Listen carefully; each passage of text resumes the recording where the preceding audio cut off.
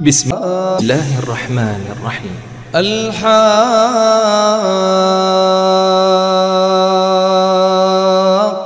ما الحاقة وما أدراك ما الحاقة كذبت ثمود وعاد بالقارعة فأما ثمود فأهلكوا بالطاغية وأما عاد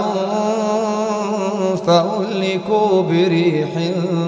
صرصر عاتية سخرها عليهم 7 ليال و8 أيام حسوما فترى القوم فيها صرعى كأنهم أعجاز نخل خاوية فهل ترى لهم من باقية وجاء فرعون ومن قبله والمؤتفكات بالخاطئة فعصوا رسول ربهم فأخذهم أخذة رابية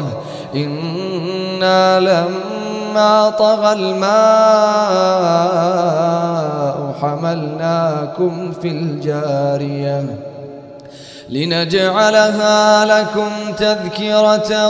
وتعيها أذن واعية فإذا نفخ في الصور نفخة واحدة وحملت الأرض والجبال فدكتا دكة واحدة فيومئذ وقعت الواقعة وانشقت السماء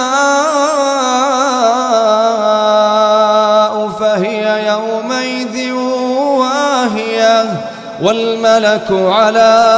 أرجائها ويحمل عرش ربك فوقهم يومئذ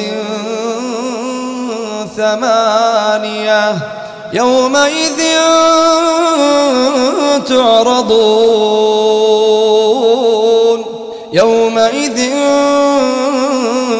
تعرضون لا تخفى منكم خافية فأما من أوتي كتابه بيمينه فيقول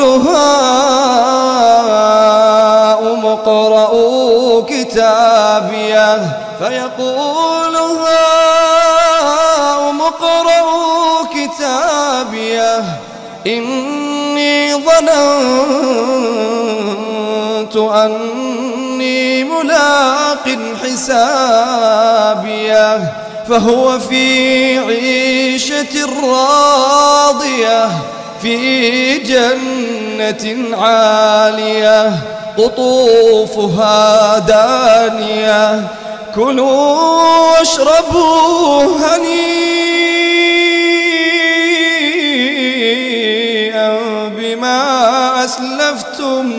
بما أسلفتم في الأيام الخالية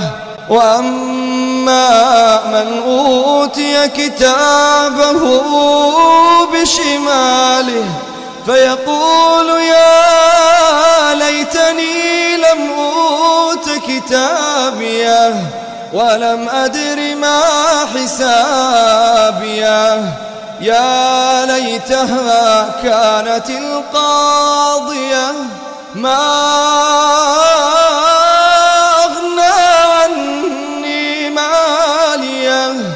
هلك عني سلطانيه خذوه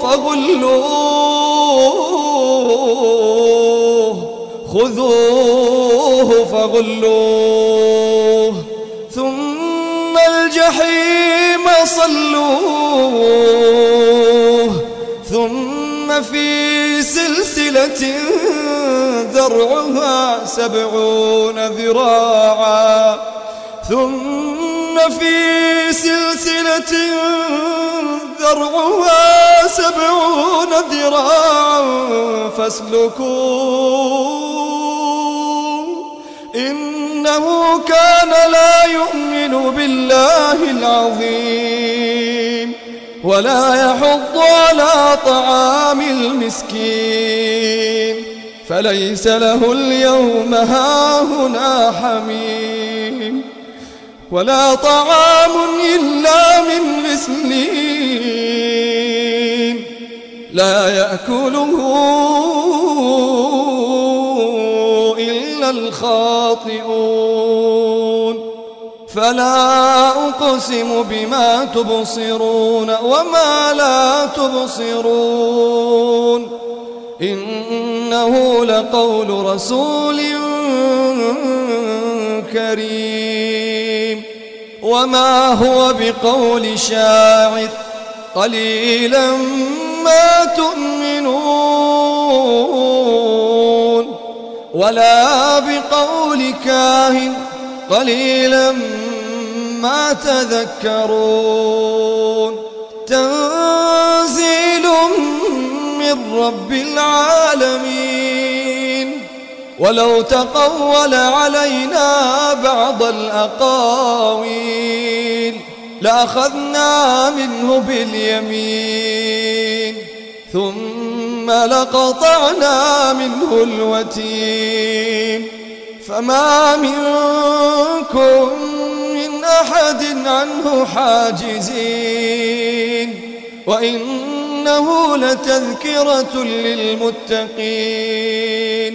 وإنا لنعلم أن منكم مكذبين وإنه لحسرة على الكافرين وإنه لحق اليقين فسبح باسم ربك العظيم